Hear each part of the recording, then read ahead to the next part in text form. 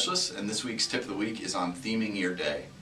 So as we talk about theming your day or putting a title to your day, what we're going to actually do is come up with a word, 1 to 3 words, that's going to kind of shape your day and what you want to embody for the day. It can be something simple, or it can be a little bit more in depth if you want it to be. It could be something, for example, like productivity, energy, enthusiasm, empathy, something along those lines. Whatever you kind of want to embody, you're going to actually then write it down. So make sure you come up with your 1 to 3 words and then write them down. And it's something that we want you to refer back to, as many times as you can throughout the day, but you don't have to make it too structured. It doesn't have to be every 2 hours or something like that. But come up with a way that you're going to see that somewhere so that you can kind of remind yourself, all right, this is the theme of the day, this is where I'm steering everything I do.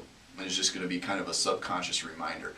Once you've done that and you get to the end of the day, before you go to bed, make sure to have a notebook that's sitting right by your nightstand where you've written down that title or that theme for the day. Then you're going to do a little bit of a brain dump at the end of the day. Just write down how your day went, good, bad, and otherwise. Write down anything that you feel pertains to that theme for the day. And again, this is pretty open-ended. It can be anything that you feel is pertinent to that. Once you've done that, then you're going to actually have, again, that theme. You're going to kind of remind yourself for the next day what your theme is going to be. If it's going to be the same thing, go over that in your head a couple of times and maybe think of 1 or 2 ways that you can actually implement that the next day. If it's energy, maybe that means that the next day you're not going to go for that extra cup of coffee in the afternoon and get that crash or something like that. That's just an example. It can be anything. Just figure out one way that you can implement it specifically the next day. Then in the morning when you wake up slowly, go to that notebook and write down kind of your first couple thoughts for the morning. Whatever those things are, just write them down. And then refresh yourself again on what that theme is going to be for the day. And then from there, just go about your day as normal.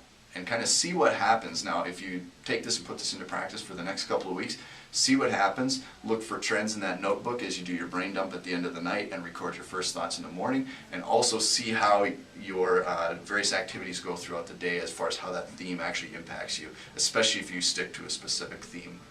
If you decide to do this, please let us know what you think and give us some feedback. We'd love to hear what you think. Thanks.